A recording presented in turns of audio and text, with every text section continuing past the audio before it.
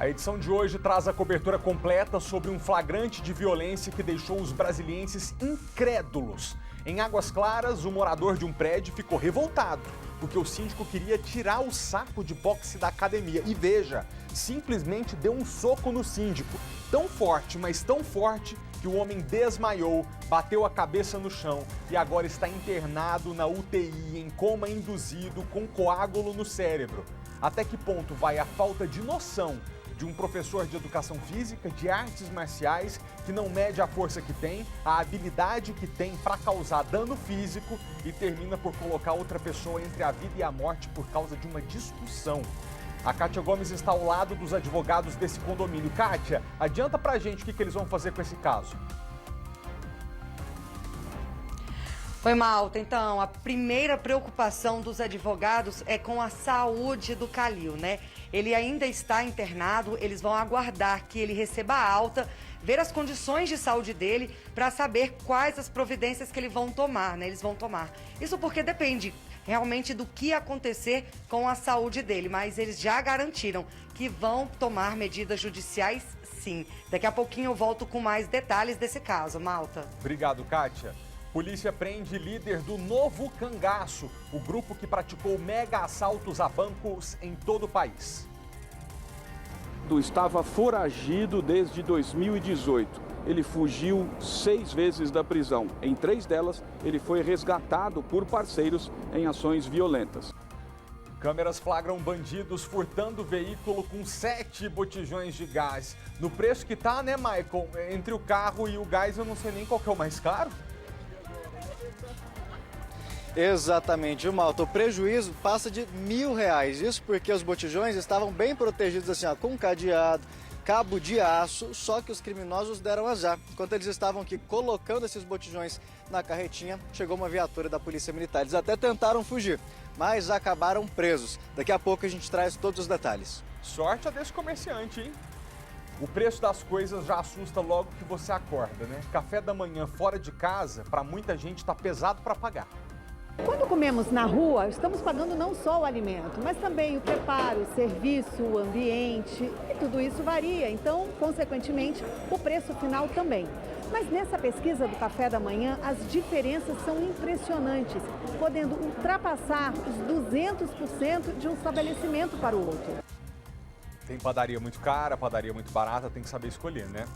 Bom, nosso jornal já começou.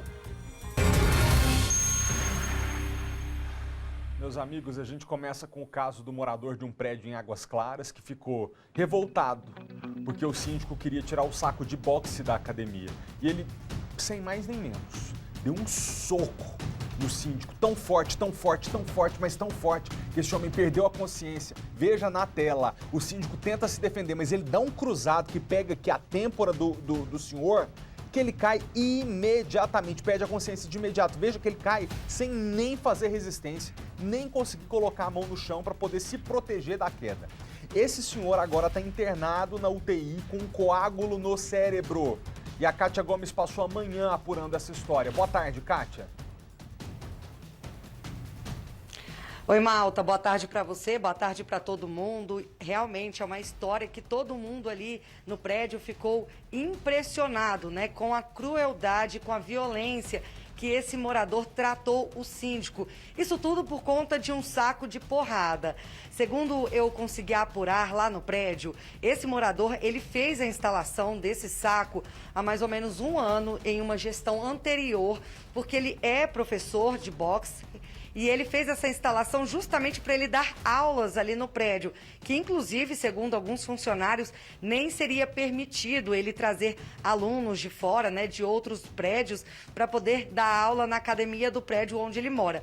Mas, enfim, ele tinha essa prática lá, já tinham até liberado essa prática. Só que o que aconteceu, Malta? De tanto que ele utilizou o saco de porradas, a laje, né, o teto ali, onde está instalado esse saco de porrada, ela começou a cair, né? Ela começou a rachar. E aí, esse morador, ele reclamou para o síndico que estava caindo no olho dele, né? Farelos ali da laje, e pediu que fizesse uma reforma na laje. O síndico falou para ele o seguinte: olha, vamos levar esse caso para a Assembleia, para saber se a gente vai retirar ou não esse saco aqui e a gente pode instalar em um outro local, que tem um local ali que seria mais apropriado para colocar esse saco de porrada. E aí, nesse momento, ele não gostou do que ele ouviu, ele queria uma reforma ali na laje, não queria retirar esse saco de porradas da laje, e aí ele acabou se alterando e partiu para cima do síndico. Foi nesse momento em que ele acaba levando um soco ali no rosto, ele teve um dente quebrado, a imagem é clara, dá para ver ele caindo no chão, os celulares caem também no chão, o chinelo até sai, o óculos também voa. E isso tudo acabou causando uma lesão cerebral no síndico, que inclusive ele teve até uma perda de memória ali. Logo depois do fato, ele nem sabia o que estava acontecendo, que tinha sido atingido por um soco.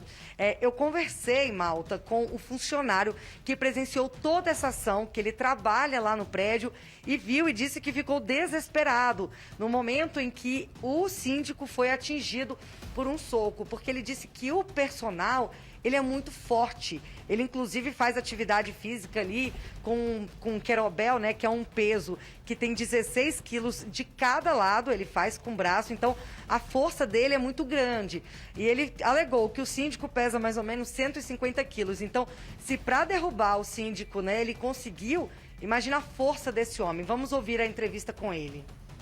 O real motivo é que o saco foi colocado irregular no meio da academia e estava danificando o forro de gesso.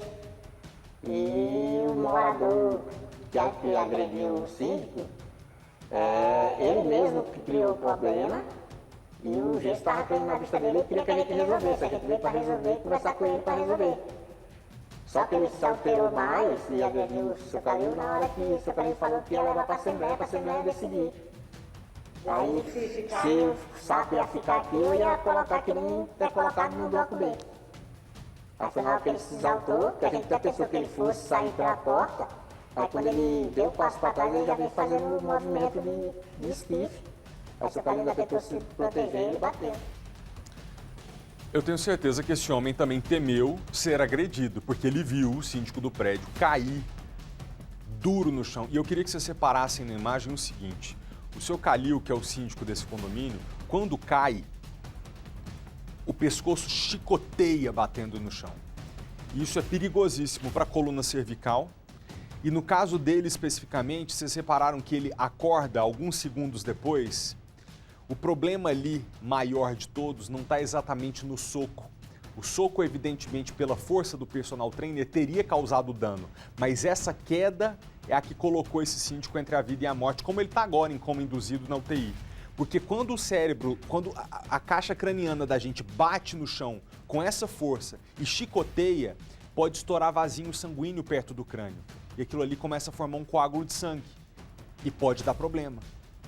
E você só percebe isso, não é exatamente depois que você cai. São algumas horas depois, para alguns casos são dias depois. Eu estou falando isso porque eu já tomei uma queda dessa. Graças a Deus não foi por soco, né? Evidentemente. Foi na época que eu estava recuperando da Covid, eu tive um desmaio em casa e eu me lembro exatamente do meu vídeo, porque eu estava numa área lá da minha casa em Minas Gerais que é filmada por câmera de segurança e eu caí dessa forma. A minha irmã, que é médica e que não costuma pedir nunca exame por pouca coisa, quando ela viu o vídeo, que é muito parecido com o do seu Calil, ela falou: você tem que ir agora fazer tomografia de crânio. Porque pode não parecer nada, mas pode ter estourado algum vasinho sanguíneo que vai te deixar numa situação mais complicada. Corri para o pronto-socorro. Graças a Deus nada aconteceu. O seu Calil não teve a mesma sorte. E a gente ouve agora mais um trecho da fala desse outro homem que testemunhou o crime e que foi ameaçado. Roda pra gente. Na hora que ele cai, que eu vou tentar abaixar pra ele, que ele fala pra mim que se eu ficasse aqui, ele ia me arrebentar toda na porrada, que era pra eu sair daqui, que ele ia arrebentar eu na porrada. Eu saí pela essa porta principal e dei a volta, só que ele não deixou eu entrar ali. Ele ficou na minha cena que ia me descer a porrada. Ô, Kátia, você tá nesse momento com os advogados do síndico que foi agredido, o Abi Calil. Exatamente, Malta. Eu estou aqui com Edson Alexandre Pessoa. Ele é um dos advogados que está representando o síndico Calil e ele já estava me passando aqui algumas informações sobre esse caso, porque o estado de saúde do Calil ainda é delicado. Ele continua internado na UTI, está em observação, né? Ali na hora do soco parecia ser até uma coisa mais simples, mas não, né? A queda fez com que ele tivesse uma hemorragia cerebral e isso não é simples. Não é simples. Boa tarde a todos, quer dizer, bom dia ainda, né? A situação do Calil, ela ainda é delicada. Eu falei hoje com a irmã dele pela manhã, ele passou a noite e a madrugada sentindo fortes dores, ele está ainda com esse coágulo, está em observação, quebrou um dente e os outros dentes estão mole, então ele ainda está em observação. Inicialmente a situação foi registrada como lesão corporal, mas nós inclusive estamos trabalhando para que essa intitulação seja modificada para tentativa de homicídio. Veja, esse agressor, além de ele ter um porte físico considerável, ele também é professor de artes marciais. Então, o soco que ele desferiu no nosso cliente, nós somos também advogado do condomínio, podia ter causado, inclusive, danos muito mais sérios. A gente não sabe como que vai evoluir, mas uma coisa é certa, a gente vai trabalhar para que os rigores da lei recaiam sobre esse cidadão. Coisas desse tipo não pode acontecer. E ele não tem nem previsão de alta, né? Segue em observação. Eu também recebi essa informação de que os dentes dele estão moles, ou seja, ele ainda corre o risco de perder mais dentes. Então, uma lesão bem séria. Sim, a lesão foi extremamente séria. Veja, a gente tem um profissional, né, capacitado, cujo seu corpo é uma arma, desferindo um golpe letal praticamente contra uma pessoa comum que não tem conhecimento de defesa pessoal ou de artes marciais. Então, realmente, a pancada foi muito forte, o rosto do Calil está inchado, a cabeça dele feriu bastante por conta daquele impacto na esteira da academia e realmente a coisa ainda pode evoluir. Ele está em observação, mas a gente ainda não sabe qual vai ser uma previsão de alta para ele. Eu fiz um resumo do que aconteceu, que me informaram ali no prédio.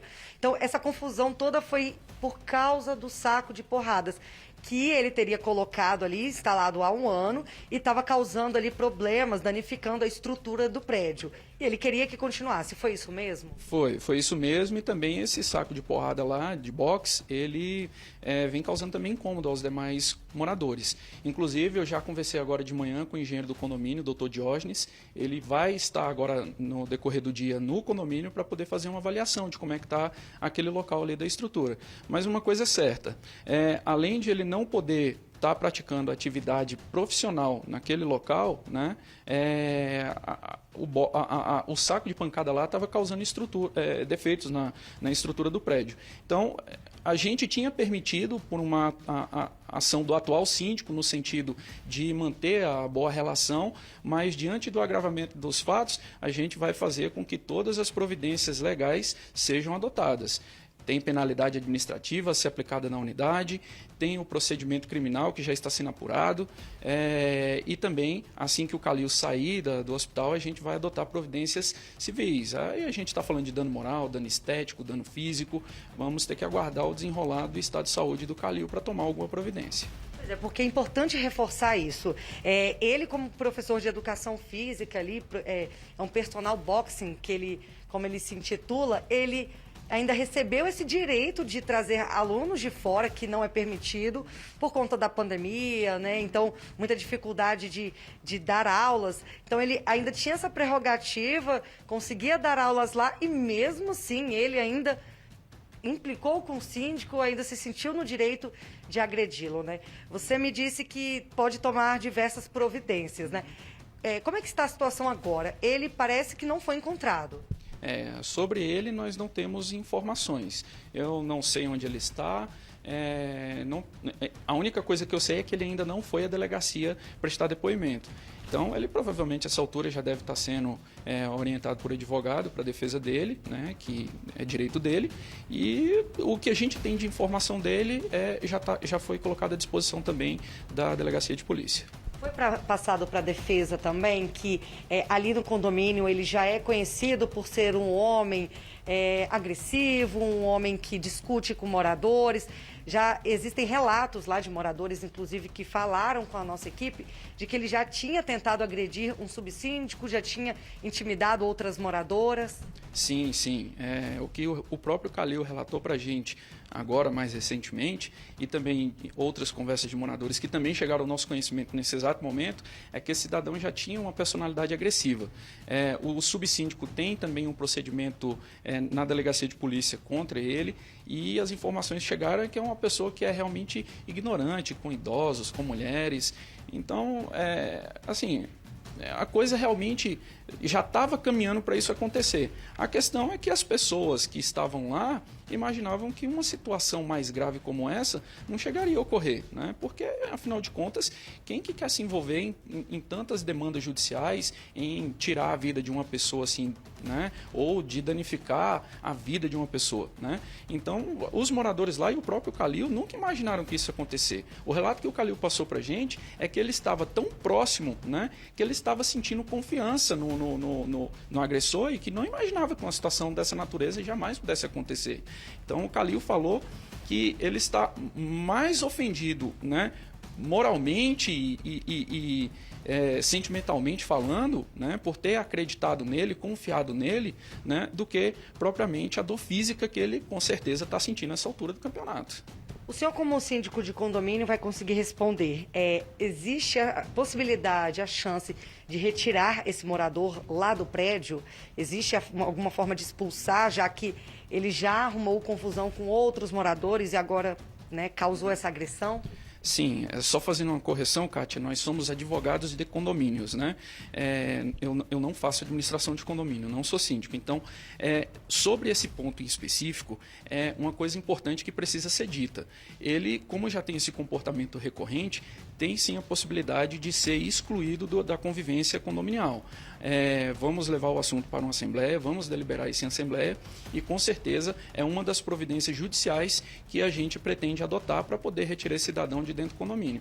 É uma pessoa que já mostrou que não tem condições mínimas de viver em sociedade, sobretudo em uma sociedade condominial, que você precisa ter respeito porque são inúmeras pessoas. A gente tem idoso, a gente tem criança, a gente tem animais, a gente tem, enfim, né, uma série de diversidades dentro de um condomínio e a pessoa tem que ter um mínimo de controle emocional para poder estar morando e participando de uma coletividade dessa. Tá certo, doutor. Malta, confirmando o que ele disse, ele realmente já arrumou confusão com o subsíndico.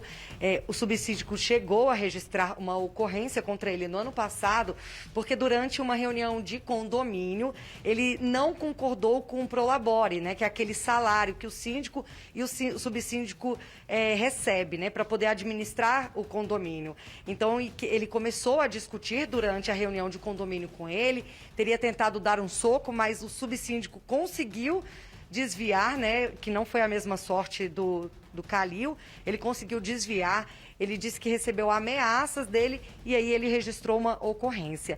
Outra moradora também relatou que já foi intimidada por ele e que tinha medo dele, porque como ele mora no andar de baixo, ela escuta ele dando socos na parede, batendo a porta, discutindo com a mulher, que inclusive ela acha que nem é mais mulher porque ela não tem visto essa mulher ali no prédio. Então ela acredita que ele até tenha se separado. Então é muito complicado, uma história, né, de vários relatos assim de uma pessoa que aparentemente é agressiva, Malta. Pois é, eu vou fazer uma contextualização aqui para o pessoal de casa e depois tem uma pergunta objetiva, Kátia, para você levar para o advogado. É a seguinte, nesse momento, esse rapaz, esse personal trainer, sim, está procurando advogados, não se apresentou à polícia porque deve estar estudando uma maneira de se defender. E o que provavelmente esse homem vai alegar com a ajuda dos seus advogados é que desferiu um soco, sim, num momento de raiva, em que perdeu a cabeça, mas que jamais poderia imaginar que o síndico cairia no chão, bateria a cabeça com tanta força na quina da esteira e terminaria hospitalizado com um coágulo no cérebro. Disso, o advogado do síndico discorda, porque como a gente ouviu há pouco, ele sustenta e vai levar isso no âmbito policial e para a justiça, de que esse personal trainer, podendo dar um soco muito forte, porque tem capacidade para isso, e sabendo do dano que poderia causar, afinal de contas é perito em artes marciais, é professor de luta, O advogado do síndico vai alegar que o que ele tentou foi tentativa de homicídio. Kátia, eu queria que você levasse essa pergunta para o advogado. Quais são os argumentos dele para convencer polícia e justiça de que o que esse personal trainer fez não foi uma mera lesão corporal, foi uma tentativa de homicídio? O Malta pediu para perguntar quais são os argumentos da defesa para levar esse caso como uma tentativa de homicídio e não apenas como lesão corporal. Seria a profissão dele? Quais são os argumentos? A gente tem que levar em consideração 2 fatores importantes. Primeiro, que é uma pessoa que tem um preparo físico diferenciado. Pensamos que ele é um profissional de educação física, né? Então ele já tem uma capacidade, um porte atlético diferenciado do homem normal. E o segundo ponto em específico é que nós entendemos que o corpo dele é um instrumento de arma, né? Ele é um praticante de artes marciais. A pessoa que pratica artes marciais, o praticante de artes marciais ou de defesa pessoal, ele tem que ter já uma preparação psicológica diferenciada do normal, porque ele nunca pode se envolver em uma situação de conflito, de embate, de agressão, como o agressor, como a pessoa ativa. Ele usa esse conhecimento técnico que ele tem para poder se defender e defender outras pessoas, mas jamais para agredir ninguém. Então, nós entendemos que o fato de ele ter essa perícia, de ele ter essa capacidade técnica e específica, corrobora para o fato de que ele não pensou no que poderia produzir de resultado. Com o soco que ele deu, de uma pessoa capacitada contra uma outra que não tem capacidade técnica nesse sentido, essa pessoa poderia ter danos na cabeça, como o Kalil teve, e eventualmente, a depender do impacto no solo, poderia até ter vindo a óbito. Então ele não se importou com o resultado que iria acontecer. É o que a gente chama no direito de dolo eventual, né? Então, diante dessas circunstâncias, nós entendemos sim, né, pela perícia dele, pela capacidade corporal dele e pela ausência de temor ou de se importar com o resultado da conduta dele, que ele sim pode ser intitulado no crime de tentativa de homicídio. Muito obrigada, doutor. Eu vou até completar a sua resposta, porque, olha, Malta, ele caiu e bateu a cabeça em uma esteira. Mas ali na academia tinham vários equipamentos, como querobel e pesos, que se ele tivesse batido a cabeça lá, provavelmente o final teria sido bem diferente. Isso, inclusive, foi o funcionário que passou para a gente. Ele falou, olha, observa aqui a quantidade de peso que tem. Tem ferro, né? Tem pesos que poderiam causar uma lesão ainda mais grave na cabeça do Kalil. Pois você trouxe aí a explicação do advogado do condomínio. Não é nem só pela força, quem já praticou luta arte marcial sabe que também pela técnica a pessoa ela pode ser forte por natureza ou ter treinado para ficar musculosa e muito forte. Se ela ainda por cima tiver a técnica adequada para dar um soco, ela multiplica a força que ela tem por 3, 4, 5. Se ela posiciona a perna e o braço de uma maneira que ela potencializa a força do braço, é realmente um estrago. Isso ele vai responder com a polícia e com a justiça. Mas eu queria só que você complementasse com o advogado, por gentileza, Kátia, que tem um âmbito civil também. Num caso como esse, gente, ele tem uma conta para resolver com a polícia e com a justiça. No final das contas, é a justiça que decide se aquilo ali foi lesão corporal grave, lesão corporal seguida de não sei o quê, algo mais grave ainda no campo da saúde, ou se foi tentativa de homicídio. Agora, no campo civil, o personal ainda pode responder e ter que pagar indenização por dano moral, material. Eu queria que o advogado explicasse que tipo de indenização esse personal pode ser levado a pagar pelo que cometeu. O Malta perguntou que tipo de indenização ele pode pagar no âmbito civil. A gente está pretendendo pedir tudo que for possível, né? O Kalil já está tendo despesas médicas, então danos materiais com certeza. Vai ter a questão da restauração do dente, ou de implante novo, ou dos dentes, a gente não sabe o que vai acontecer. Então, danos materiais, danos morais, o Kalil ficou realmente extremamente abalado do ponto de vista psicológico. Ele está até com medo de voltar para o condomínio onde ele mora e onde ele é síndico, por conta de estar encontrando esse cidadão lá, né? Então, realmente, tira a pessoa da sua normalidade. E, além disso, a gente vai pedir danos estéticos e danos físicos, né? Eu vou depender, obviamente, dos documentos médicos, quando ele terminar o tratamento e tal, para a gente poder tomar essas providências. Tá Certo, então, doutor, muito obrigado pelas suas informações. Malta, e a gente continua acompanhando esse caso. Eu tentei mais cedo falar com o personal para ouvir a versão dele, liguei diversas vezes no celular, ele não me respondeu. Também mandei uma mensagem no WhatsApp e ele também não me respondeu. Então, até o momento, a gente não sabe onde ele está. A informação que eu tive lá no prédio é que desde ontem do acontecido, ele não voltou para casa.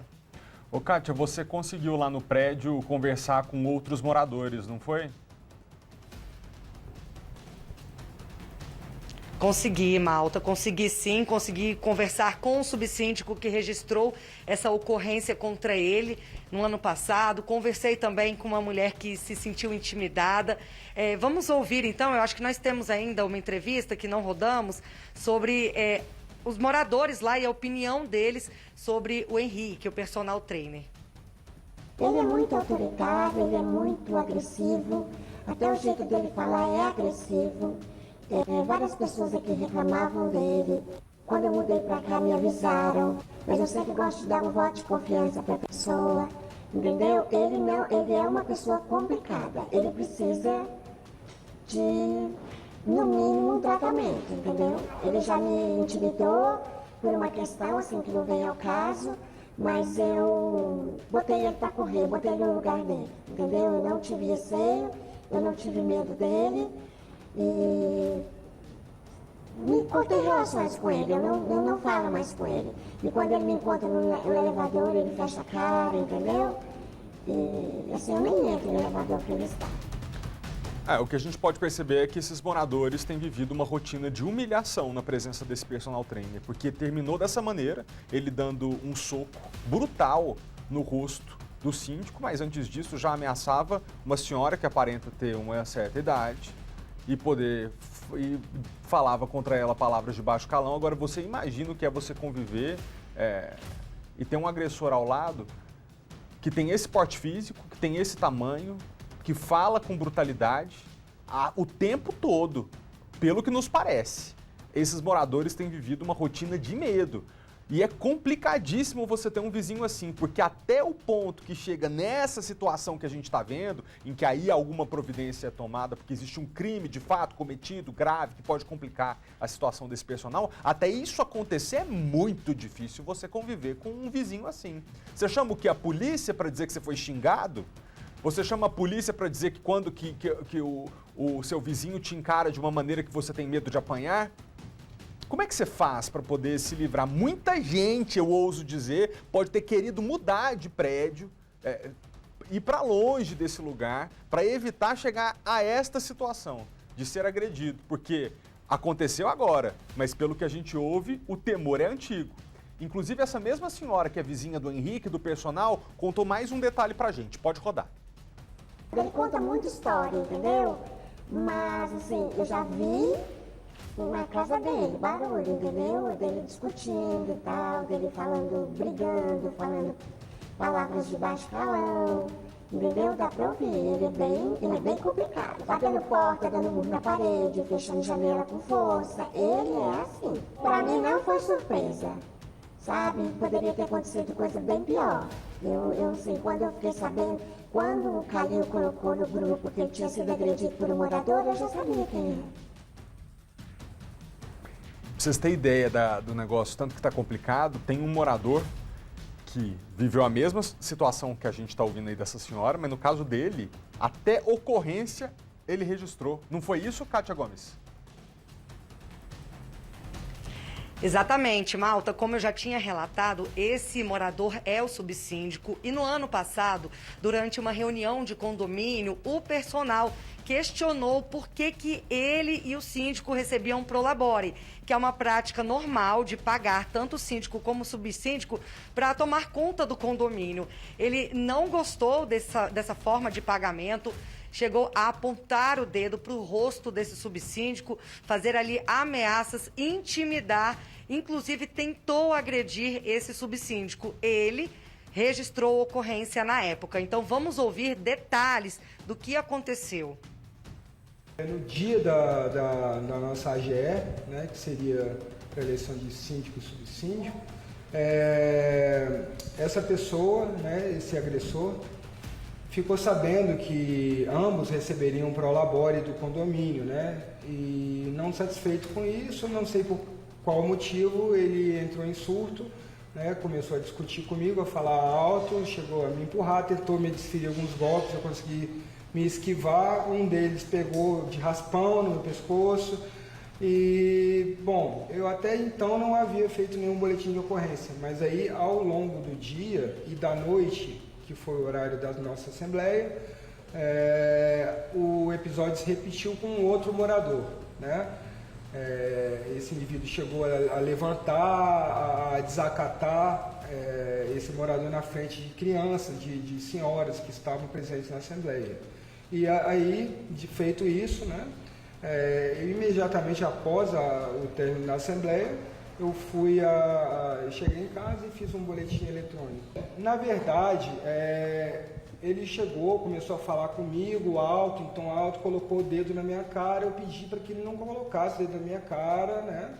Falasse comigo numa boa, baixo, sem gritar, por que ele está chateado. Ele falou, porque nossa previsão aqui, conforme você e o atual síndico, né, que na época seria assembleia, era o candidato a síndico, né? Vocês estão querendo fazer uma contenção de valores, de despesas, e eu estou sabendo que você vai receber um prolabore. Bom, esse prolabore já está previsto na nossa convenção, que é o termo máximo que a gente tem em termos de documentação aqui, né? O que mais vale aqui para a gente, né? Que tanto o síndico quanto o subsíndico recebem um prolabore. Então ele não sabia disso, não sei por qual motivo, ou sabia e aparentemente ficou chateado por não sei se é porque não é ele que é o subsíndico, algo do tipo, entendeu? Aí começou a cada vez ficar mais violento, mais agressivo, como aconteceu dessa vez agora. Ele chegou a me empurrar, chegou a me ameaçar, me socar, entendeu? Tentou me desferir alguns golpes, eu me esquivei. Então foi mais ou menos assim, tá? Assim, E depois disso ele saiu de lá, o síndico estava até presente, viu isso, né? Chegou a ver, e eu falei, olha, senhor Calil, a atitude desse rapaz aí tá muito esquisita, porque já há um histórico aqui no prédio quando eu mudei, de agressões, não de agressões, agressões verbais e gritos com moradores mais velhos, com senhoras, entendeu? Então, por isso é que eu já fiquei mais atento a isso, né? Completamente desequilibrado, né? Tragédia anunciada é o nome que chama. Porque você tentou agredir esse rapaz que a gente acabou de ouvir, que era o subsíndico. Antes, estava esperando qual que é o próximo que realmente eu vou dar o soco que eu estou guardando para dar faz tempo. É isso que estava na cabeça desse Henrique. Bater a cabeça no chão, minha gente, é muito sério. Um dos indícios que o síndico que tomou esse socão não estava bem, é o relato do porteiro, que contou pra gente que logo depois do soco, o Calil, que é o síndico, não lembrava mais de nada. Tinha perdido a memória, levantou do soco, não lembrou o que aconteceu e só depois começou a passar mal. Pode rodar o trecho aí pra gente. Eu fiquei tentando ligar pra polícia, só que não consegui. Entrei em contato com uma policial que mora no prédio, ela estava em serviço, ela me deu o número do batalhão. Só que na pressa eu não consegui ligar o batalhão, porque o seu Calil já tinha levantado e saído lá fora. Aí nisso que ele sai lá fora, a gente sobe lá pro nosso refeitório, aí chega lá e não se lembra de nada. Eu pergunto o que aconteceu, como foi que aconteceu. Ele só lembrava da gente estar aqui, pé no saco, do resto ele não se lembrava mais de nada. Ele foi pro hospital depois, né? De começo ele não estava exatamente imaginando que ele ficaria mal como está agora na UTI. A vizinha que a Kátia Gomes ouviu conversou com a irmã do Calil, do síndico, e contou pra gente o estado em que ele chegou ao hospital. Hoje ele não dormiu nada à noite, ele tá com muitas dores de cabeça, tá com os dentes abalados, a boca toda cortada, a pressão oscilando bastante, porque ele tem problema de pressão. Então a equipe médica tá bem atenta a esses sintomas. Vamos tentar dar um remedinho pra ele, porque eu acho que ele tá nervoso, ainda não tá querendo dormir, com medo, né? Tô com medo de dormir. Vamos dar um remedinho agora para ele tentar relaxar e descansar um pouquinho. Kátia, eu moro em condomínio, você também. Você se sentiria em paz subindo, descendo escada, tendo que dividir elevador, tendo que conviver com uma pessoa que te olha de forma agressiva, que te ameaça. Complicadíssimo, né? Imaginar que uma pessoa como essa mora do lado da gente. Muito complicado, Malta. Olha, eu vou confessar, eu sou muito medrosa, eu odeio discutir com as pessoas. Então, me imaginar numa situação dessa, sabendo que alguém está me intimidando, né? É uma pessoa que arruma confusão com todo mundo, eu não sei não. Eu mudaria do prédio se a pessoa não mudasse.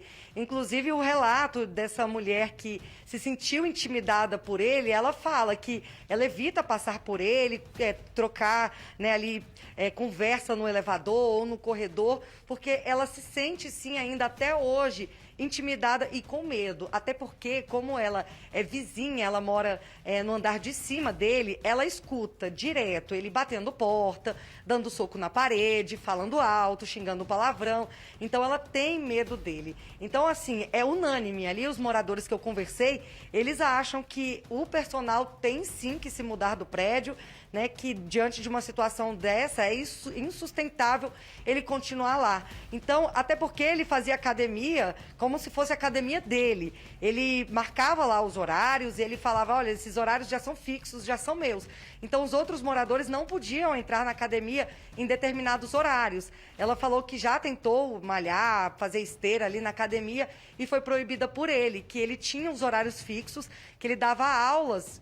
Inclusive, né, é proibido, mas o condomínio abriu uma exceção para ele dar aulas para alunos de fora. Então, ele já tinha adotado ali, tomado conta da academia como se fosse dele. Então, acaba ficando uma situação complicada com todos os moradores, né? Eles se sentem constrangidos, com medo de falar alguma coisa e ele acabar sendo ríspido, grosso ou respondendo, então eles acabam não falando nada. Então a academia já era praticamente dele e os moradores viviam assim, acuados.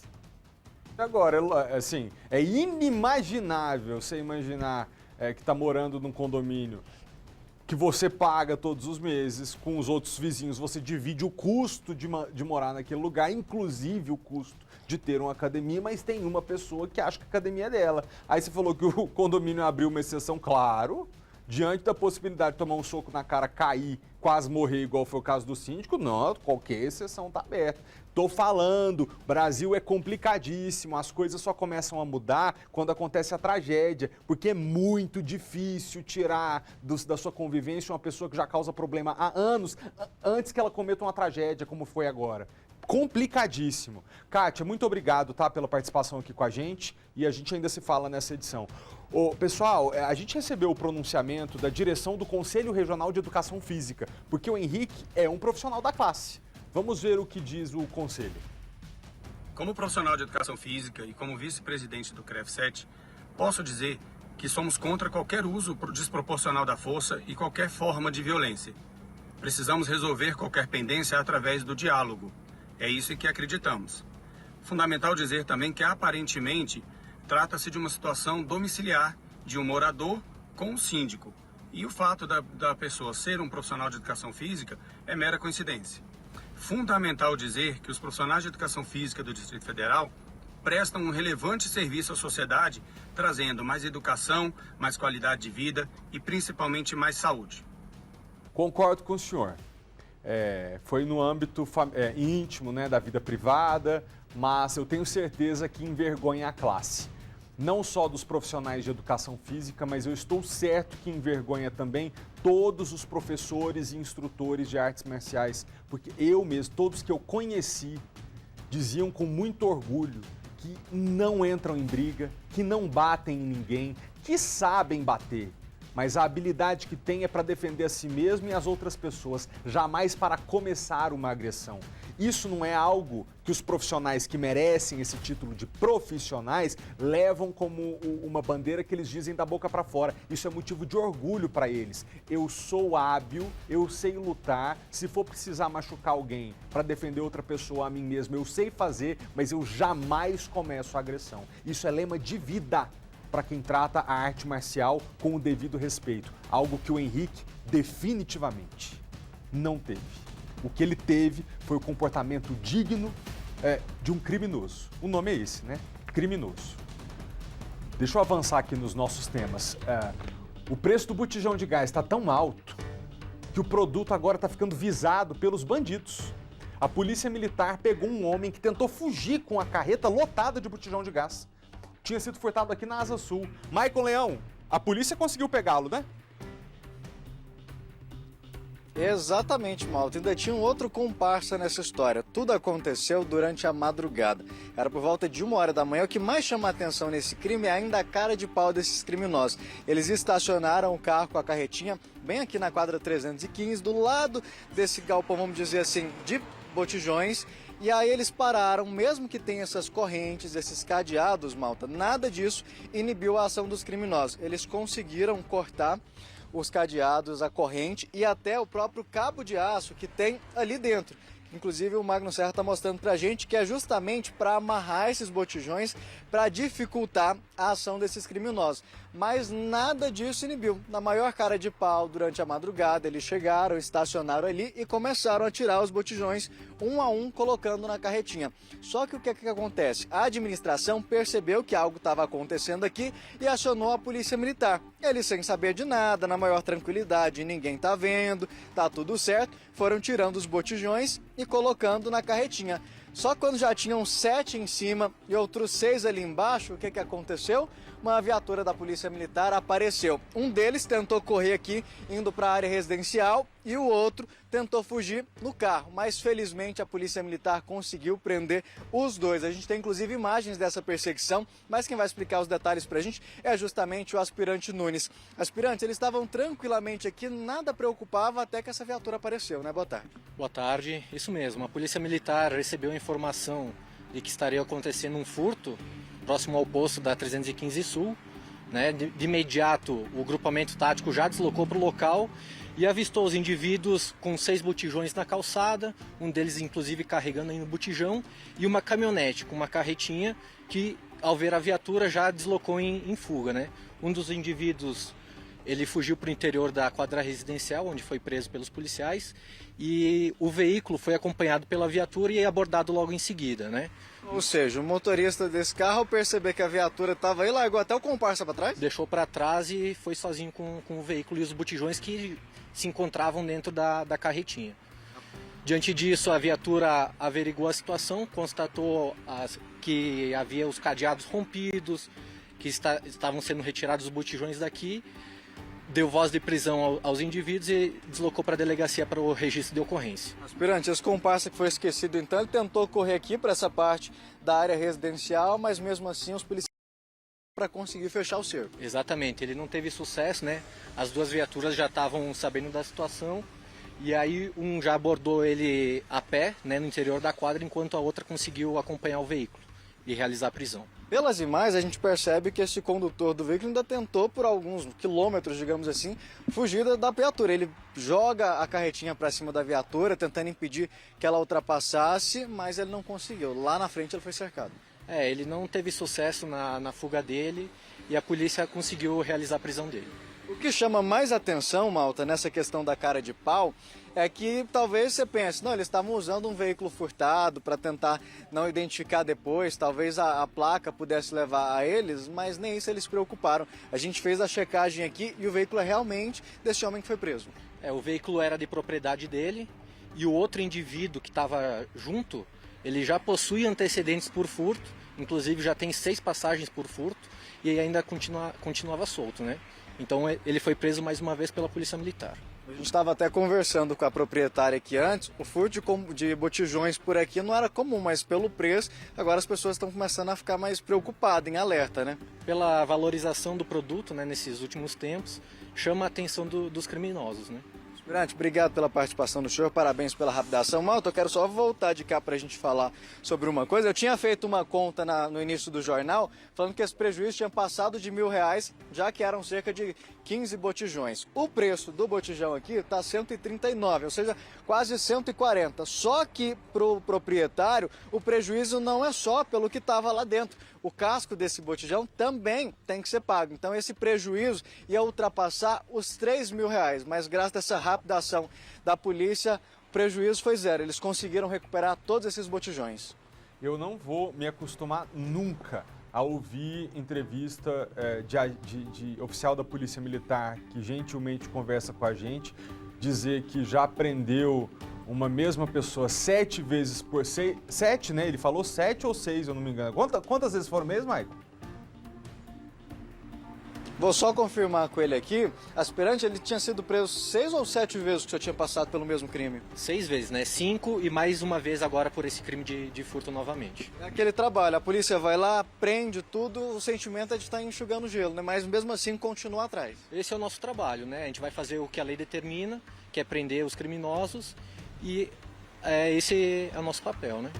Infelizmente, a polícia prende, mas acaba que a justiça vai lá e solta. Os policiais, inclusive, correm risco nessas prisões, mas mesmo assim, igual ele falou, é o trabalho, eles continuam fazendo, seja 5, 6, 7 vezes. Infelizmente, esse número continua se repetindo, né?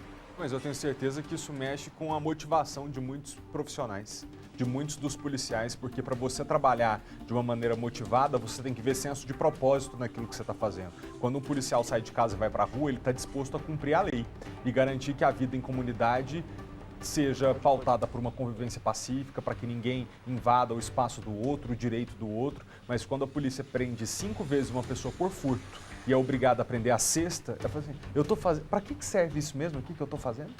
Quem é que não está dando a devida punição para essa pessoa que eu já prendi 5 vezes e agora é a sexta?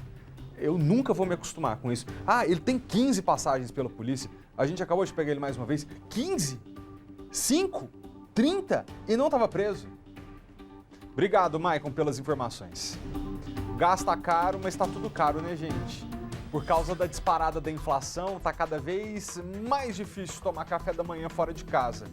Agora é o seguinte, a variação de preço entre os estabelecimentos, uma padaria e outra, uma panificadora e um empório, pode chegar a 200%, segundo a Associação Brasileira de Defesa do Consumidor. Cafezinho com leite e pão na chapa. Que jeito de começar o dia mais pobre, se for comê-los na padaria. Em São Paulo, pingado ou média custa até R$ 9,80. Pãozinho com manteiga na chapa, R$ 9,00. E tem o expresso, como o que a Juliana tomou. R$ 8,00. É muito ou pouco? É bastante, né? Uma pesquisa com 5 itens consumidos no café da manhã, na capital paulista e na cidade do Rio de Janeiro, confirmou o que o nosso bolso já sabia. Tá bem caro, tá quase o preço de um almoço praticamente. E por quê? Nos últimos 12 meses, o café moído acumulou um aumento, né, de preços de mais de 60%. O trigo que nós importamos, também por conta de câmbio, ficou mais caro. E agora, com o conflito Ucrânia e Rússia, além da insegurança generalizada dos mercados, existe inclusive um problema de logística. Quando comemos na rua, estamos pagando não só o alimento, mas também o preparo, o serviço, o ambiente, e tudo isso varia. Então, consequentemente, o preço final também. Mas nessa pesquisa do café da manhã, as diferenças são impressionantes, podendo ultrapassar os 200% de um estabelecimento para o outro. Caso do pingado no Rio, vendido a R$ 3,90 e também a R$ 12,00. O pão na chapa vai de R$ 3 a R$ 9,00. Em São Paulo, os mesmos produtos têm 180% e 177% de variação no preço. O Lucas reconhece que está caro, mas tem a força do hábito. Eu venho sempre porque eu moro aqui do lado, então por uma facilidade eu passo aqui, né, na frente. Então fica a dica. É sempre importante o consumidor se disponibilizar a conhecer novos lugares, inclusive ali nos arredores onde ele vive ou trabalha, isso ajuda bastante. Vocês sabiam que o impacto na padaria também acontece por conta da guerra, né? Porque parte do trigo que o Brasil importa para poder fazer pão vem justamente da região que está em conflito. Falando deste conflito agora, a guerra na Ucrânia entrou na 4ª semana, com relatos de novos ataques em áreas civis. Em Mariupol, pelo menos 130 pessoas sobreviveram ao bombardeio de um teatro. Na região de Kharkiv, as explosões não pouparam nem as escolas. Por onde começar? Pais de alunos se juntaram à diretora desta escola primária destruída em um bombardeio em Kharkiv. Eles estão determinados a reabrir as salas de aula até setembro, quando começa o novo ano letivo na Europa. Uma prova de resiliência e otimismo em meio a ataques sem trégua. Perto dali, em Merefa, explosões em outra escola e em um centro cultural mataram pelo menos 21 pessoas. Bombeiros continuam a recuperar corpos. Em Chernihiv foram 5 de uma mesma família. Essas são as mãos de uma profissional de saúde. Ficamos trancados em abrigos por 2 semanas, sem luz, água, aquecimento, conta Lídia, parte das 30 mil pessoas que conseguiram deixar Mariupol. A cidade foi praticamente destruída por tropas russas. Como ela, Helena conta que os moradores estão passando fome. Não tenho comida para dar ao meu filho. O ataque ao teatro da cidade, que abrigava mais de 1.000 pessoas, entre elas crianças, como indicava em russo, em letras garrafais nas 2 entradas, foi condenado pela Comissão Europeia como um ato desumano e uma violação às leis internacionais. A porta-voz do governo russo diz que a acusação é mentirosa. Autoridades ucranianas informam que pelo menos 130 sobreviventes já foram resgatados. Não está sendo fácil para as tropas russas avançarem como se imaginava inicialmente. Foi o que disse a inteligência britânica nesta quinta-feira. Putin já perdeu 10% de seu arsenal de guerra e cerca de 7.000 soldados russos já morreram em batalha. Por outro lado, não dá para prever por quanto tempo os ucranianos vão segurar as ofensivas. Enquanto novos ataques atingem prédios residenciais na capital Kiev, novas covas são abertas em Lviv, de militares mortos na batalha. Entre eles, a médica militar chamada de Heroína da Ucrânia, condecorada na semana passada. Olga Semedianova era mãe de 12 crianças, 6 delas adotadas. São tantas histórias de perdas, mas há também reencontros. A mãe do garoto de 11 anos, que cruzou a fronteira sozinho, apenas com um número de telefone escrito na mão, finalmente chegou à Eslováquia. Ela se junta a mais de 3 milhões de refugiados. Russan disse que durante a jornada foi guiado pela esperança. Meu Deus. E outra questão é que, assim, aqui no Brasil, se você é contra determinada coisa, você vai na esplanada e fala protesto. Se você é a favor, vai lá também e diga protesto. Morar num país que não tem democracia e liberdade de expressão é muito complicado. A Rússia, agora, está dando sinais de que vai aumentar a repressão interna. Durante um discurso, o presidente Vladimir Putin chamou de traidores os russos que simplesmente são contra a guerra na Ucrânia. Durante o pronunciamento, Vladimir Putin disse que as restrições impostas por outros países geram problemas, mas também criam oportunidades. A partir de agora, as grandes empresas russas podem se instalar e investir na Crimeia, disse Putin. A península banhada pelo Mar Negro pertencia à Ucrânia, mas foi anexada pela Rússia em 2014. Empresários russos tinham receio de investir no local por medo de represálias do Ocidente. O presidente russo ainda disse que quer o país purificado contra traidores e que essas pessoas serão cuspidas como moscas. Putin não falou diretamente sobre Joe Biden, que na quarta-feira o chamou de criminoso de guerra.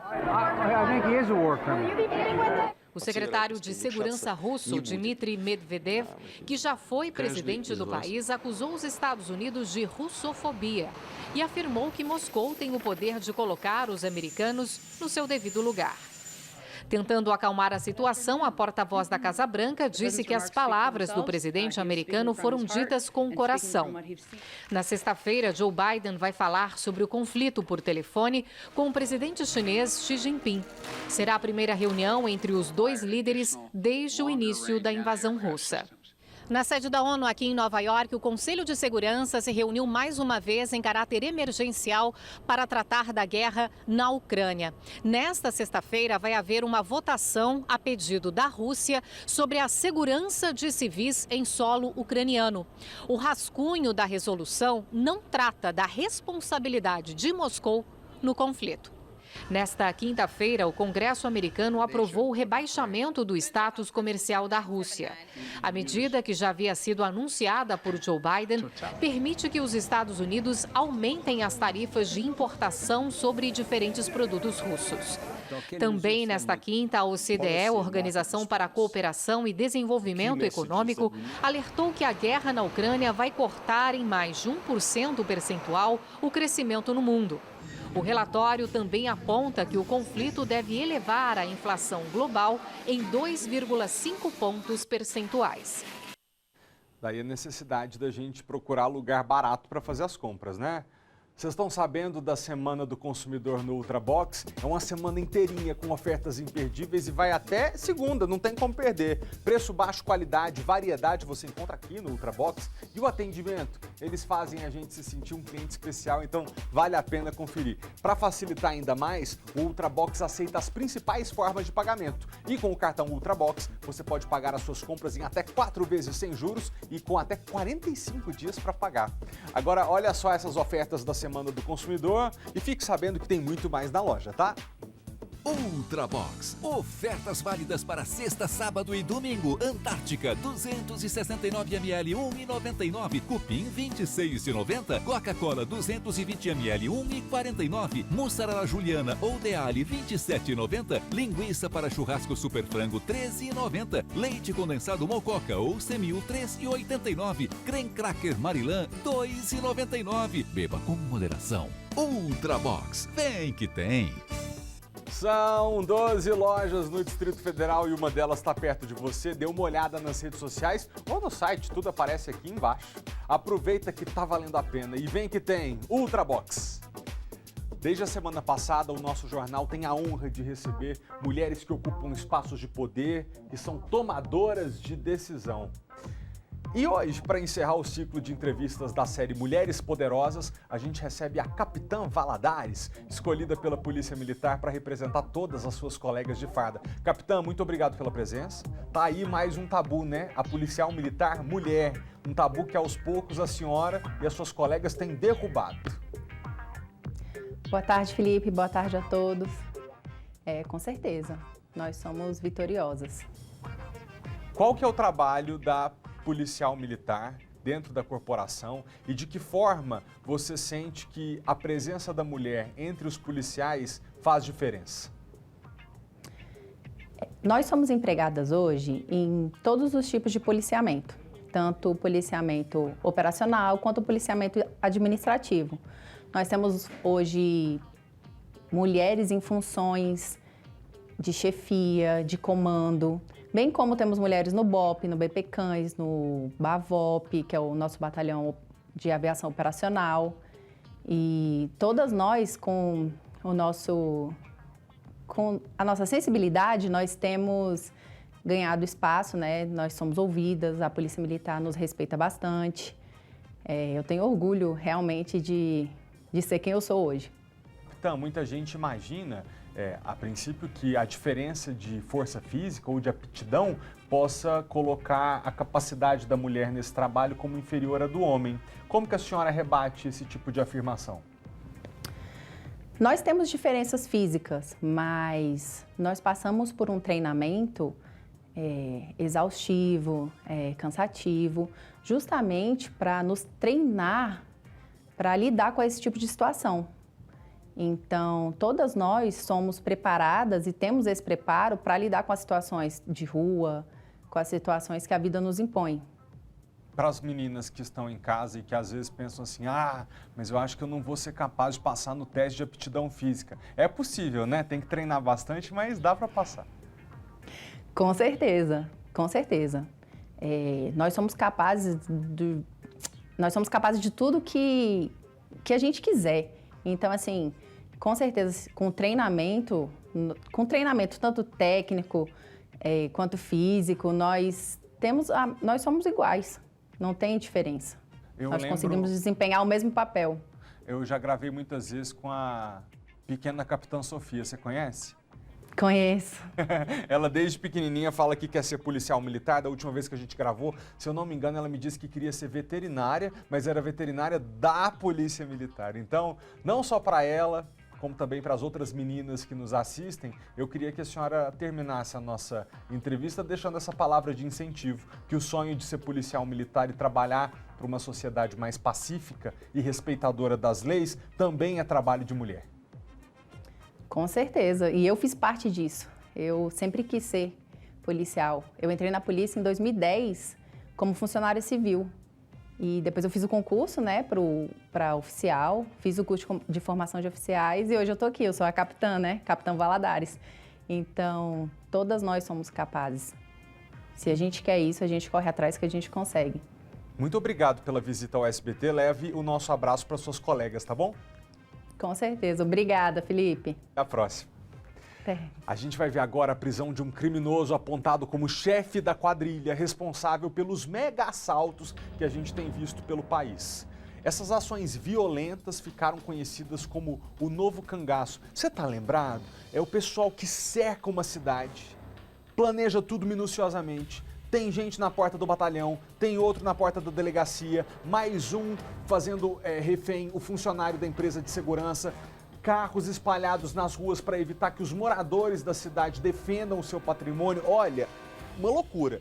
2 dessas ações provocaram um verdadeiro terror em Criciúma, Santa Catarina e Araçatuba, no interior de São Paulo. Agora o chefão do cangaço foi preso. Paulo Marcelo Vazado, de 49 anos, responde a 47 inquéritos policiais. O homem, apontado como um dos principais ladrões de bancos do país, foi preso em Taboão da Serra, na Grande São Paulo. A operação reuniu policiais paulistas e de Santa Catarina. Na casa dele, policiais encontraram um fuzil, capacete, colete à prova de balas e roupas usadas em ataques a bancos e transportadoras de valores. Paulo Marcelo usava este documento com um nome falso. Segundo investigadores de Santa Catarina, ele fazia parte do bando que planejou um mega assalto na região de Araquari. Em janeiro, a polícia catarinense se antecipou e descobriu um depósito com mais de 130 quilos de explosivos. Nós temos convicção de que seria uma outra ação criminosa dessa proporção, dessa violência toda, e que pode ser evitada através do trabalho da Polícia Civil de Santa Catarina em conjunto com a Polícia Civil de São Paulo. Paulo Marcelo Vazado estava foragido desde 2018. Ele fugiu 6 vezes da prisão. Em 3 delas, ele foi resgatado por parceiros em ações violentas. Ele registrou resgates em hospitais, durante cirurgia, ele já teve bolsa de colostomia e mesmo assim ele foi resgatado de prisão. Por enquanto, o criminoso vai ficar preso em São Paulo.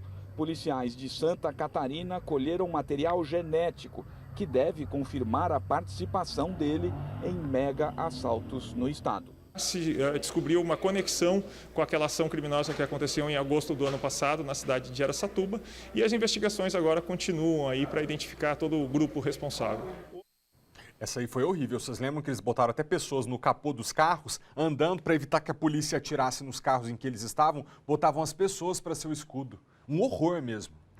Continuando, o governo anunciou nessa quinta-feira um pacote de medidas para estimular a economia. Entre elas, a liberação do saque de até R$1.000 do Fundo de Garantia por Tempo de Serviço, o FGTS, e a antecipação do 13º salário dos aposentados e dos pensionistas. Para muita gente, esse dinheiro vai chegar em boa hora. Nas ruas, vários brasileiros já fazem as contas, principalmente do que fazer com o dinheiro do FGTS. Eu iria quitar minhas dívidas, cobriria os empréstimos. A primeira medida do pacote, batizado de Renda e Oportunidade, libera o saque de até R$1.000 do FGTS. E nós faremos esse pagamento pelo aplicativo do Caixa Tem, ou seja, de maneira 100% digital. São 42 milhões de brasileiros que serão beneficiados. O saque extraordinário será... FGTS foram assinadas outras 3 medidas provisórias com efeito imediato. Antecipação do 13º para aposentados e pensionistas, com a primeira parcela a partir do dia 25 de abril e segunda a partir do dia 25 de maio. Aumento do crédito consignado, o valor da renda que pode ser comprometido com o empréstimo passou de 35% para 40% do salário. Essa ampliação do limite do consignado em 5% poderá ser usada para amortizar dívidas de cartões de crédito. Outra novidade é que vai valer para os beneficiários do Auxílio Brasil e também para aqueles que recebem o benefício de prestação continuada. Também foi anunciado que a partir do dia 28, as pessoas físicas, inclusive os negativados, terão acesso a um crédito de R$1.000 parcelado em até 24 meses pelo aplicativo Caixa Tem. Já os microempresários terão crédito de até R$3.000, também pelo aplicativo, com a taxa de juros inferior a 2% ao mês. Ao todo, as medidas terão um impacto de mais de 150 bilhões de reais. Para este professor de economia da Fundação Getúlio Vargas, o pacote vai aquecer o mercado a curto prazo. O que a gente vai assistir vai ser uma antecipação do consumo. Quem vai receber o seu 13º antecipado, ótimo, porque vai ganhar com isso. Sobre se endividar, não é uma boa ideia, até porque a gente hoje tem juros que não são baixos. Alto mesmo. Agora há pouco, o presidente Jair Bolsonaro foi condecorado com uma medalha por mérito indigenista. O André Anelli acompanhou. Em despacho publicado no Diário Oficial da União, a pasta alega que a homenagem reconhece diversos serviços prestados pelo presidente da República, relacionados ao bem-estar, à proteção e à defesa dos direitos dos povos indígenas. Uma das principais bandeiras de Bolsonaro é a liberação de atividades econômicas nas terras indígenas, como agricultura e mineração. As iniciativas são criticadas por diversas lideranças de índios. A cerimônia, que não estava prevista na agenda oficial do presidente, foi realizada no Ministério da Justiça. Cercado de indígenas e usando um cocar, Bolsonaro recebeu a homenagem do ministro Anderson Torres. Apesar da condecoração nesta sexta-feira, em 1998, quando era deputado federal, Bolsonaro homenageou a cavalaria americana por ter dizimado os índios do país. O então parlamentar ainda lamentou que o mesmo não foi feito no Brasil. E depois da cerimônia de homenagem a Bolsonaro, o ex-presidente da FUNAI, Sidney Poçuelo, protocolou no Ministério da Justiça uma carta em que devolve ao governo federal a medalha do mérito indigenista que ele também havia ganhado.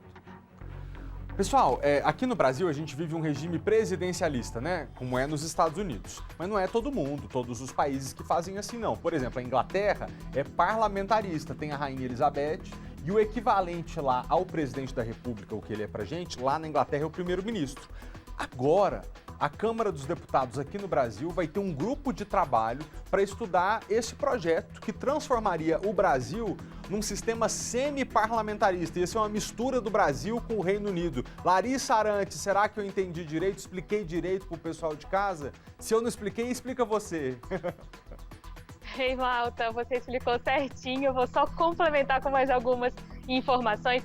Muito boa tarde para você. É isso, né? Bom, o presidente da Câmara, o deputado Arthur Lira, instituiu esse grupo de trabalho que vai ser formado por deputados e também por consultores, por especialistas e, dentre eles, Malta, o ex-presidente Michel Temer. Ele vai ser um dos consultores desse grupo de trabalho que vai discutir, então, esse tema, né? A gente lembra que nesse formato de governo, né, neste modelo, o presidente da República, ele divide o poder da gestão com um primeiro-ministro que deve ser escolhido pelo Congresso. Então, esse grupo de 10 consultores e de 10 deputados, esse grupo vai discutir realmente o que pode ser feito, se vai ser apresentado, por exemplo, um anteprojeto de lei para ser votado ou apenas sugestões para que os próprios deputados depois possam elaborar um projeto prevendo uma possível adoção desse sistema no Brasil. A gente lembra que o próprio presidente da Câmara, ele já vem defendendo este novo modelo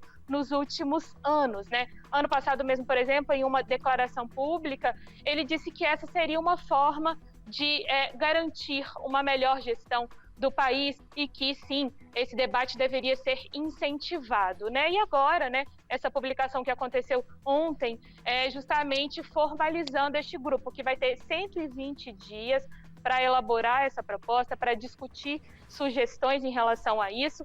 Claro, já ir contando com a coordenação do ex-ministro do STF, Nelson Jobim. Ele vai ser o coordenador do grupo de consultores, e o deputado Samuel Moreira, do PSDB, vai ser o coordenador do grupo como um todo e, claro, também da ala formada por deputados. Então, claro, a gente segue acompanhando para saber como esses debates vão caminhar e o que pode sair de resultado desse grupo de trabalho, Malta. Muito obrigado. Pelas informações, demoraria alguns anos para a gente, ainda que avance, né, se tornar semi-parlamentarista, mas é bom que a gente já vá acompanhando o assunto, entendendo como é que funciona. Obrigado, Larissa. Bom trabalho para você. A Polícia Civil do Distrito Federal prendeu um homem lá na Bahia que estava aliciando crianças pelas redes sociais. Uma das vítimas era moradora de São Sebastião. O Maicon tem as informações pra gente. Maicon, é com você. Exatamente, Malta. A 30ª Delegacia de Polícia lá de São Sebastião estava investigando esse caso depois que este homem de 28 anos começou a aliciar menores de idade aqui do Distrito Federal para compartilhar com ele fotos íntimas nas redes sociais. Como que funcionava o esquema deste homem? Ele se passava por criança nas redes sociais, às vezes em plataformas de jogos, e começava a se aproximar de outras crianças e adolescentes. E aí, durante essa relação, ele acabava convencendo esses meninos e meninas também a mandarem fotos íntimas, e depois ele se revelava esse monstro que ele realmente era. Passava a ameaçar essas crianças, dizendo que contaria para os pais que tinha em posse dele essas imagens, ou ameaçava também vazar essas imagens na internet, caso essas crianças não mandassem mais fotos e vídeos para ele. Felizmente, uma dessas crianças, uma família, procurou a polícia, foi o que fez com que os policiais começassem a investigar e conseguiram localizar esse homem lá no interior da Bahia. Por isso, um juiz de São Sebastião decretou a prisão e também mandados de busca e apreensão. E aí foi montada uma operação conjunta com a Polícia Civil aqui do Distrito Federal, com a Polícia Civil lá da Bahia, que terminou na prisão deste homem. Ele está sendo trazido aqui para o Distrito Federal, onde deve responder pelo crime de pedofilia. Se condenado, Malta, esse homem pode pegar até 13 anos de prisão. O que é importante nesse tipo de caso? A gente sempre alertar principalmente as crianças. Primeiro, claro, nunca compartilhar esse tipo de imagem com ninguém, nem mesmo atirar esse tipo de foto. E quando acontecer, já que não deve, se acontecer, contar imediatamente para o pai, para a mãe, para que as providências cabíveis sejam tomadas. Felizmente, graças à ação de uma criança ou adolescente, a polícia não chegou a divulgar quem foi essa vítima. O caso foi parar numa delegacia, começou a ser investigado.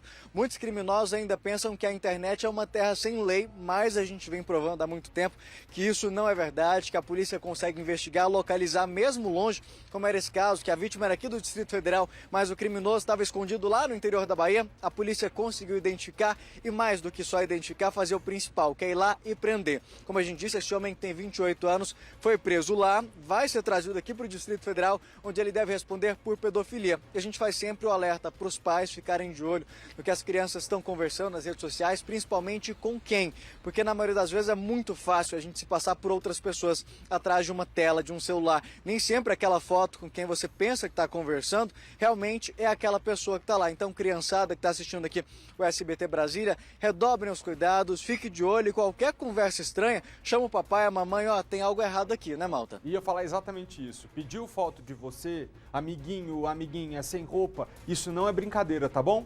Não é.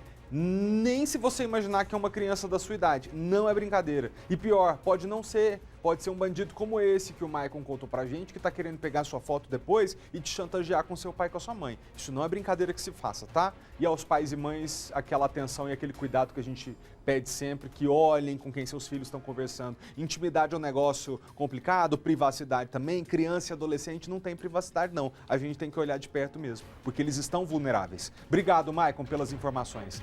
A gente atualiza agora o caso de um outro personal trainer que tá tomando os noticiários, né? A gente tá falando do Eduardo Alves, o homem que bateu muito no morador de rua porque acreditou que ele estava estuprando a esposa dele, que estava em surto psicótico. Ontem a gente trouxe esse caso em primeira mão e a primeira entrevista exclusiva do Eduardo para a imprensa foi aqui no SBT.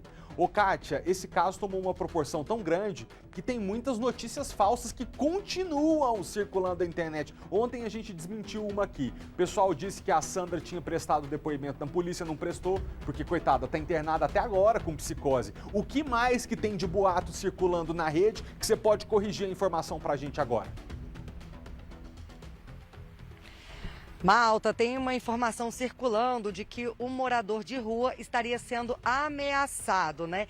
Essa informação não foi confirmada pela secretaria, que é responsável pelos cuidados com pessoas em situação de rua.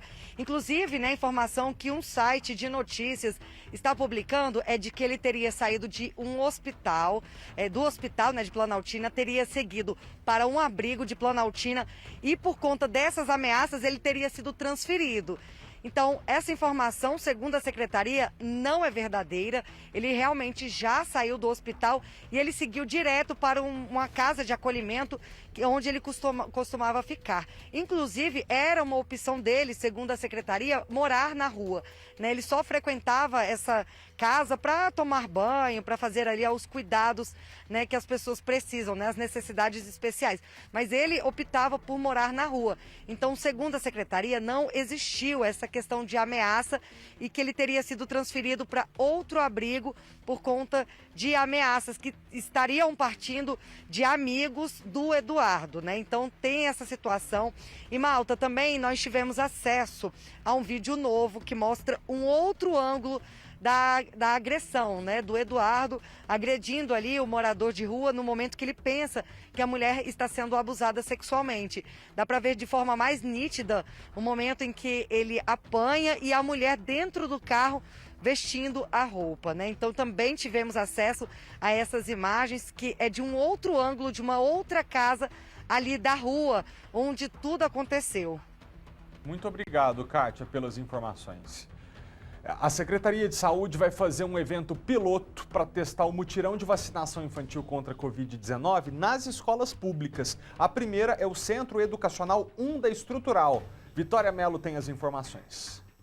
O atendimento começa às 9 da manhã e vai até 5 da tarde. Alunos de outras escolas, pais e funcionários também vão poder ser imunizados. Para facilitar o acesso das famílias, os ônibus do transporte escolar da Secretaria de Educação que atendem à estrutural vão seguir os mesmos itinerários. O primeiro ônibus sai às 8 da manhã. As outras viagens vão ocorrer a cada 2 horas. A região tem 6.000 estudantes. Cerca de 1.800 são alunos do SED 1.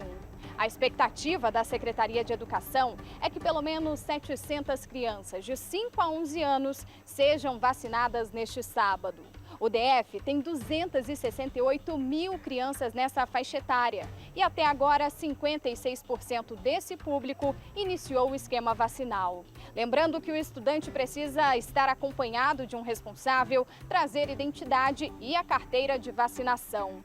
O Centro Educacional 1 da Estrutural é a primeira unidade de ensino a receber a vacinação itinerante da Covid-19. A escola é um local acessível a toda a comunidade da Estrutural, né, por ficar no setor central. Então, com certeza, a escola está trazendo essa comunicação sobre a importância da vacinação. Nós estamos abrindo esse dia, né? O dia dos alunos, né? Todos os alunos da rede pública, principalmente aqui da Estrutural, serem vacinados. Lembrando que o público-alvo são os estudantes, né, ou mesmo as crianças de 5 a 11 anos, mas podem também vir tomar a segunda dose, os adolescentes, os jovens, os adultos. Então a mamãe pode vir vacinar e trazer também o seu filhinho.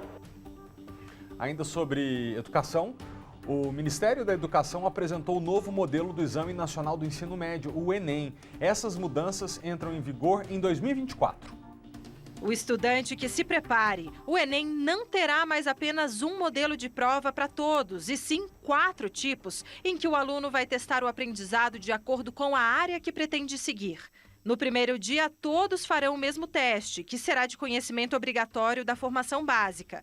No segundo dia é que surge a maior mudança.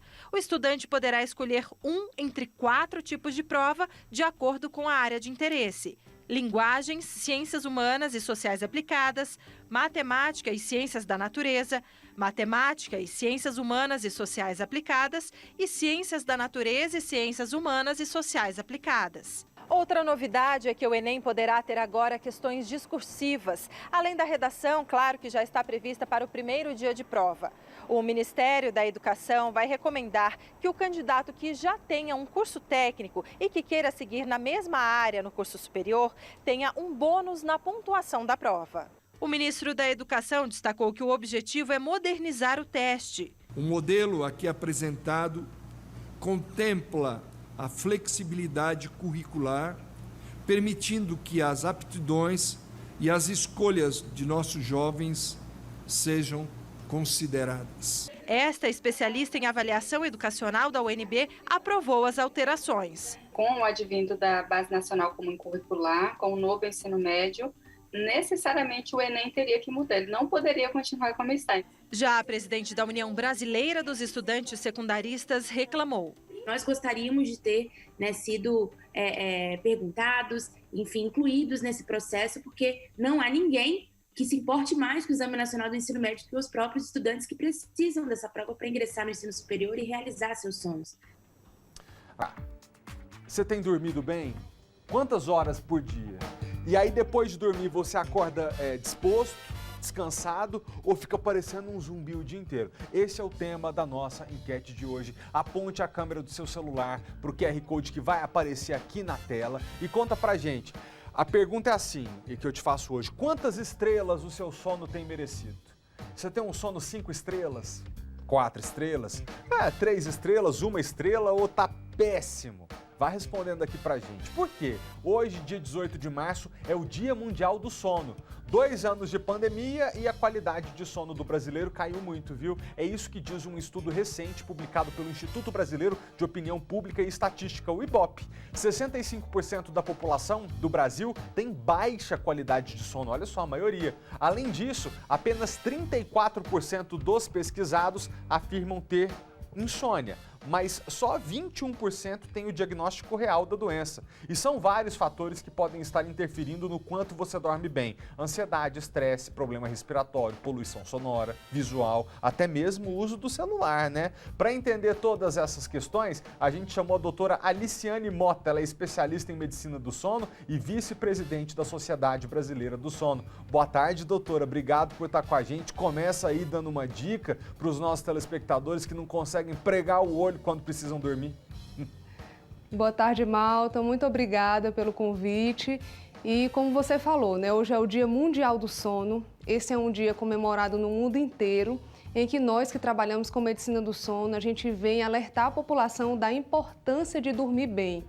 E para a gente começar dando algumas dicas práticas, né, a gente sempre alerta os nossos pacientes, e aqui fica a dica para que o alerta ele percorra toda a sociedade, que a gente acorde em horários regulares, que a gente tente fazer exercício físico pela manhã, que a gente se exponha sempre à luz do sol pela manhã, que a gente tenha horários regulares de alimentação e que principalmente à noite a gente tenha uma rotina que vá nos ajudando a desacelerar e que a gente deixe, como você falou agora há pouco, o maior ladrão de sono da atualidade, que são os nossos celulares, fora no quarto, se possível. Por quê? Porque não só a luz do celular estimula o nosso cérebro, inibe a nossa produção de melatonina, como a capacidade do celular de gerar uma interatividade com o nosso cérebro, fazem com que a gente fique hiperalerta. E aí depois a gente quer simplesmente largar de lado, deitar e dormir uma noite inteira. E isso não é possível. Então, para começar, eu deixo já essas dicas aqui em nome de nós todos que trabalhamos com a medicina do sono. Tá bom, doutora, mas aí então beleza. Eu coloquei que eu preciso dormir, por exemplo, às 11 horas da noite. Aí às 10 eu decido deixar o celular de lado. Mas não aguento que eu sou ansioso demais. O que eu faço entre 10 e 11 para não ficar completamente à toa, mas ao mesmo tempo ir ajudando meu corpo a entender que está chegando a hora de dormir? Entendi. Na verdade, a gente pede que se façam rotinas. Isso é variável. Tem pessoas que gostam de tomar um banho quente, depois deitar um pouco, ler um livro. Tem pessoas que, se lerem alguns livros, aquilo te leva a um alerta que você não consegue relaxar. Então, não existe uma regra absoluta. Mas a ideia é que, por exemplo, nesse caso, entre 10 e 11 horas, você estabeleça uma rotina. Tem gente que gosta de escrever o que vai fazer no dia seguinte, tem gente que gosta de pintar. O fato é, quanto menos estímulo luminoso, quanto menos interatividade com o aparelho eletrônico, melhor vai ser a sua capacidade de adormecer e ter um sono equilibrado e constante durante aquela noite. Então, cada um vai fazer a sua própria rotina. Doutora Lidiane de Deus, eu estava com receio de fazer essa pergunta porque eu achei que ia ficar muito crendice popular. Só que eu estou recebendo aqui comentários iguais, eu falei, não vou aguentar. O que acontece comigo? Olha só, a Lidiane da Asa Norte está falando o seguinte, eu acordo todo dia 3 da manhã, além da insônia, eu fico com medo porque é a hora das almas. Aí veio também a Márcia de Samambaia e diz, não consigo dormir a noite toda, quando dá 3 em ponto eu acordo e não durmo mais. Doutor, eu também acordei esses dias 3 da manhã, não consegui mais dormir. O que a gente faz? O Ronald também, ó, nosso colega, tá me dizendo aqui no ponto agora, o que a gente faz? É uma oração? Se benze? Como é que dorme? Faz uma oração, claro, mas eu acho que a principal dica é procurar se existe algum distúrbio do sono associado. Sabe, Malta, por exemplo, os pacientes que têm apneia do sono, que são os pacientes que têm interrupção da respiração, eles às vezes param de respirar, o nosso cérebro entende que precisa superficializar o sono e a pessoa acorda, não sabe direito por que acordou e aquilo vai condicionando. E comumente a gente acorda sempre nos mesmos horários. Essas pessoas, esse exemplo que você está dando aí, elas olharam para o relógio, o que é outra dica que a gente deixa. Acordou na madrugada, não olha relógio, porque senão você vai condicionando o seu cérebro a repetir esse padrão. O que a gente tem que fazer nesses casos? A gente tem que deduzir quanto tempo a gente está ali na cama, rolando para um lado para o outro. Se aquilo passar de uns 30 minutos dentro da sua percepção, porque você não vai estar olhando o relógio, você sai daquele ambiente do quarto e vai para um outro ambiente fazer alguma atividade relaxante. Não é adiantar o trabalho do dia seguinte, né? Você vai fazer o quê? Você vai ler um livro, você vai ouvir uma música, enfim. Depois que você desacelerar, que o sono começar a chegar, você volta para o seu ambiente de sono, para o seu quarto, e aí você dorme para que o seu cérebro não condicione você à ideia de que aquele ambiente do quarto é um ambiente de insônia, entende? E vale lembrar que o nosso sono ele é feito de ciclos, então o sono não é a gente entrou no estado de sono, a gente vai ficar igual a noite inteira. Não, a gente entra e vai passando por vários ciclos. Então, provavelmente, essas pessoas aí, às 3 da manhã, elas estão saindo de um ciclo do sono e entrando no outro. Então, elas superficializaram o sono e acordaram. Mas tem gente que acorda 2 da manhã, 4. Mas, enfim, faça a oração, espera ali uma meia hora, se passou disso, sai do quarto, faz uma atividade relaxante e aí já volta para o seu ambiente de sono. Mas faz a oração, viu, gente? Porque também não dá para ficar pensando que tem fantasma dentro de casa. A senhora mencionou agora a apneia. Deixa eu pedir licença, fica aqui com a gente, porque nós temos o depoimento de uma pessoa que sofreu muito com insônia e no caso dela foi exatamente isso. Foi preciso apelar para um procedimento cirúrgico para melhorar a qualidade. Vamos ouvir. Tinham 9 anos que eu não dormia bem. E eu não sabia o que acontecia. Eu falava, gente, o que é isso? Todos os dias eu acordava 2, 3 da manhã e só voltava a dormir às 5. E eu passava o dia todo cansada, qualquer coisa me irritava, qualquer coisa me tirava a paciência. E aí eu fui procurar um otorrino. Uma outra coisa que estava afetando muito era a minha memória. Eu falava, gente, eu não estou lembrando coisas básicas. Eu pegava o telefone e não lembrava o que eu ia fazer no telefone. Aí a gente fez o exame do sono e foi constatada uma apneia leve, ou seja, à noite obstruía meu nariz e eu acordava e não conseguia mais dormir. E aí, como eu não queria operar, a doutora falou, vamos fazer então um pré-tratamento só medicamentoso. E aí, nesses 2 meses, parecia mágica. Eu falei, meu Deus, o que está acontecendo? Aí eu resolvi operar. E depois da cirurgia, aí que melhorou mesmo, porque além de dormir a noite toda, eu acordo até assustada, que eu falo, gente, cadê a insônia? Que vida boa dela, né? Nem insônia tem mais. Ô, doutora, a Francisca de Santa Maria tá assim. Ô, Malta, pergunta pra médica se é bom tomar melatonina em comprimido. Depende, né? Essa é uma resposta, às vezes, chata para nós de dar, mas é porque de fato depende. O que é a melatonina? As pessoas entendem a melatonina como um indutor do sono. Então, se eu tenho insônia, eu vou tomar, vou induzir o sono, ok, vou pegar no sono. Mas, na verdade, a melatonina, ele é um hormônio que ele sim, ele faz com que o nosso cérebro dê o start negativo para que a gente comece o sono, mas nós temos esse hormônio. A gente pode, claro, de uma forma natural, com essas dicas que eu acabei de dar, fazer o nosso cérebro a produzir mais melatonina de uma forma correta. Mas sim, Malta, existem pessoas, isso é analisado de forma individual, que precisam de suplementação de melatonina. Os idosos muitas vezes precisam, em alguns momentos no tratamento da insônia a gente pode lançar mão da melatonina, mas são casos casos pontuais, e a ideia de usar melatonina como um suplemento precisa ter muito critério, porque ele é um agente cronobiológico, ele é para marcar o ritmo do nosso sono e não simplesmente ser um indutor. Então a gente precisa de cautela, porque a gente pode ter um efeito, de repente, virado ao avesso, né? Isso pode ser revertido contra o paciente. Então, a gente tem que analisar caso a caso, mas tem casos que a gente usa sim. O povo fala que se usar sem critério, aí o seu corpo deixa de produzir melatonina, isso é verdade? Não, existem estudos que já foram feitos para analisar isso. Se você toma muito, o seu corpo vai e para de produzir. É claro que pode acontecer uma diminuição transitória, mas a gente produz naturalmente através da glândula pineal. Se nós formos expostos ao sol durante o dia, depois expostos ao escuro durante a noite, isso a gente vai continuar tendo, né? Existem estudos que estudam o ritmo circadiano, que é o nosso ritmo natural, que é regulado pela melatonina, que mostram que mesmo que um ser humano vá morar numa caverna, escondido no escuro total, ele ainda assim tem uma produção natural e tem uma certa ritmicidade do seu dia, provando que a gente vai continuar produzindo, mas quanto mais eu tomo, mais eu desregulo todo esse equilíbrio natural do meu corpo e aí fica mais difícil da gente voltar atrás depois. Muito obrigado. Então, precisa cautela. Sim, claro. Muito obrigado por você ter vindo. Olha, são tantas as mensagens de pessoas que rolam na cama. Gente, ficou a dica do Dr. Liciane. Deixa o celular de lado, começa a criar uma rotina que te desestresse para você parar de rolar na cama. E ela falou, né? O quarto não pode ser um ambiente de insônia. Então, ficar ali na cama sem dormir não vai fazer uma coisa que te relaxa. Doutora, a gente perguntou para os nossos telespectadores quantas estrelas eles dão para o sono. A média de nota foi 2,8. Tá ruim, né? 35% dos telespectadores dão nota 3, 23% dão nota 2 e 17% dão nota 1. Vai, 4 e 5 estrelas que seriam os melhores, 21 de cada 4 telespectadores dorme 4 ou 5 estrelas. Os outros não estão bem, não. Então, obrigado pela presença, espero que as suas dicas tenham ajudado. Até a próxima, viu? Até, eu que agradeço. Obrigado. O seu fim de semana vai ficar lindo aqui na tela do SBT. Primeiro, porque amanhã o nosso almoço juntos é meio-dia, é sábado, não se esqueça. Mas no dia seguinte, a turma de Poliana Moça vai fazer um domingo legal. Repara quem é um dos convidados.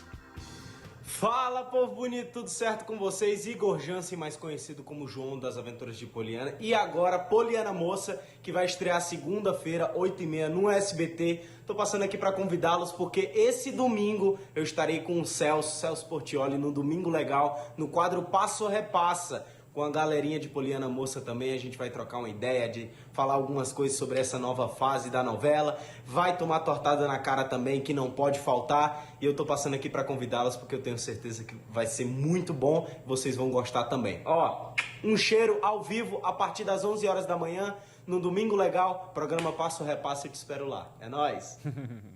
Valeu, Igor! Uma última notícia. Um aluno esfaqueou o outro em uma escola. A agressão foi dentro de uma escola, um aluno agrediu o outro com uma faca na altura do quadril. A autoria é conhecida e as buscas estão sendo feitas nesse momento a esse agressor. O repórter Maicon Leão, segundo informa a minha equipe, está a caminho para tentar entender. Um aluno esfaqueou o outro dentro de uma escola. As notícias completas você vai ter a qualquer momento no sbtnews.com.br e 7h20 da noite no SBT Brasília, segunda edição. Obrigado pela companhia, até amanhã. Tchau!